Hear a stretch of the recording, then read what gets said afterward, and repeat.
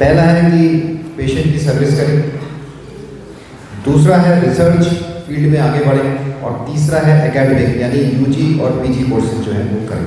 इन तीनों में हमने लीड अपनी जो बढ़त है वो ऑलरेडी हासिल कर ली है, वो ईडी साहब ने आपको बताया।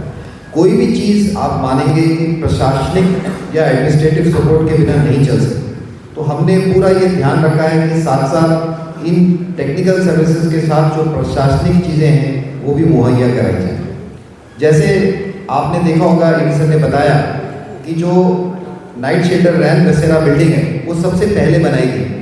वो किस लिए बनाई गई कि जिस दिन अस्पताल चालू होगा पूरी तरह से, पेशेंट हमारे पास भर्ती होंगे, उनके रिश्तेदार आएंगे, उनके लिए एक अच्छी सुखद जगह जो है बिल्कुल आईपीडी के सामने मुहैया कराई जाए। वो बिल्डिंग ब्लॉक तैयार है। जैसे पेशेंट यहाँ पे भर्ती होंगे, हम लोग यहाँ से अपना ये खाली करके जो एकेडमिक ब्लॉक है वहाँ शिफ्ट करेंगे, और रैन बसेरा हर मरीज के साथ एक पेशेंट का आदमी खाने पीने रहने का अरेंजमेंट पूरा उसको वहाँ पे दिया जाएगा, ताकि उसको अपने पेशेंट का ध्यान रखने में कोई दिक्कत ना हो।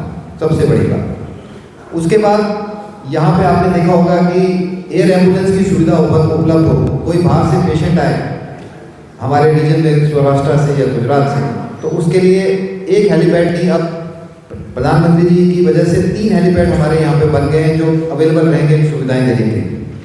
वो भी अपने आप में एक उपलब्धि है इतने कम टाइम में आने की। उसके अलावा आज हमारे पास एक ऐसा शॉपिंग कॉम्प्लेक्स है जो जितने भी ओपीडी वाले पेशेंट्स आ रहे हैं उनको मूलभूत सुविधाएं दे रहा है। उनको खाने में कोई कष्ट ना हो, दवाइयों में कष्ट ना हो। अमृत फार्मेसी है, जन औषधि केंद्र है, जेनरिक दवाइयाँ सस्ती से सस्ती आपको यहाँ पे उपलब्ध हैं, आप खुद जाके वहाँ पे मुआयना कर सकते हैं। और लोगों का विश्वास अब जेनरिक मेडिसिन की तरफ बढ़ रहा है। वो इसलिए बढ़ रहा है क्योंकि अस्पताल से हमारे डॉक्टर उसको प्रिस्क्राइब करके देते हैं, तो एक विश्वास बढ़ रहा है। वरना आपको पता है एलोपैथिक मेडिसिन दूसरी ब्रांडेड क्या कॉस्ट में मिलती है मार्केट में।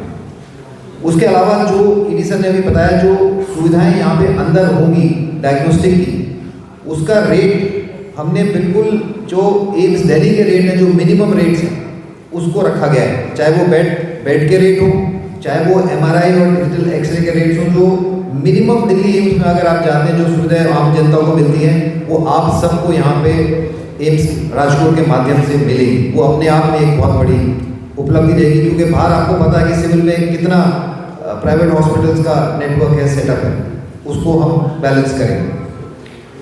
उसके बाद ईडी सर ने ऑलरेडी किया है कि ट्रांसपोर्टेशन का हमारा प्रशासन में बहुत बातचीत चल रही है। अभी सिटी बस चल रही है, वो 8 फ्रीक्वेंसी कर रही है। जैसे जैसे ये बढ़ेगा, जैसे जैसे रोड कनेक्टिविटी बढ़ेगी, ये सुविधा डबल कर दी जाएगी। अंदर चलाने के लिए पेशेंट्स को आयुष में आना है, आयुष से आईपीडी में जाना है, आईपीडी से ओपीडी में जाना है। हमारे पास ई रिक्शा की सुविधा है जो हमने खुद अपने फंड से ली है, कुछ हमें सीएसआर फंड से मिली है, वो और हम बढ़ाएंगे ताकि प्रदूषण जो है, ग्रीन कैंपस रहे हमारा, प्रदूषण ना फैले।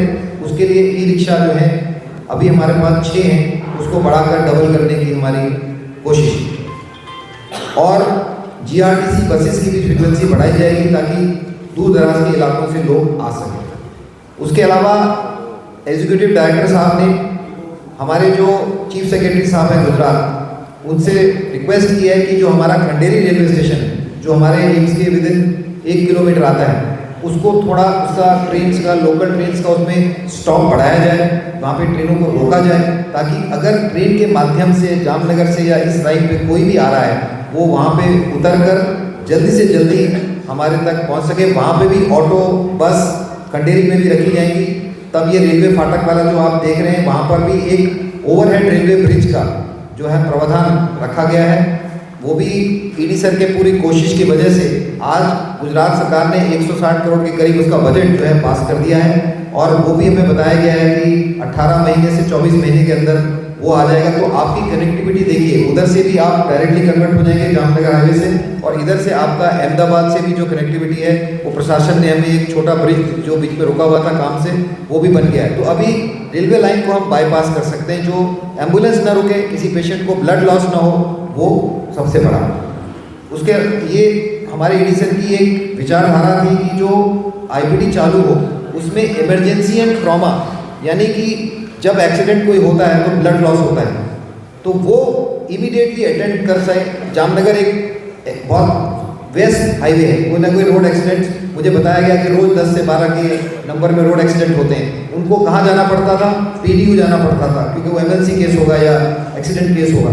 उसको सीधा यहाँ पे लिया जाएगा, उसको स्टेबलाइज किया जाएगा, यथासंभव उसकी जान बचाई जाएगी, और अगर हम कोई चीज़ में नहीं कर पाए तो उसको आगे अपनी ही एम्बुलेंस से उसको जान बचा के उसको रेफ़र किया जाएगा, ताकि उसकी पहले जान बच जाए। तो ये सबसे बड़ा जो है कदम लिया गया है। उसके अलावा कम्युनिकेशन में कोई दिक्कत ना हो, यहाँ आने से पहले ही हमने इंटरनेट लीज लाइन एक PSU से, रेलटेल से हमने ओपन टेंडर के थ्रू फेयर कंपटीशन से ली है, जिसमें आज 1 GB तक का जो इंटरनेट सर्विसेज हैं वो हमारे आने से पहले ही यहाँ उपलब्ध करा दी गई। आज की डेट में वो 1 Gbps स्पीड पहुँच चुकी है। उसके अलावा हमने दूर का सोचा ED सर के डायरेक्शंस के माध्यम से कि आपने देखा होगा यहाँ मोबाइल नेटवर्क हॉस्पिटल इलाके में और खंडेरी और पाराफुलिया में ऑलरेडी कमज़ोर था।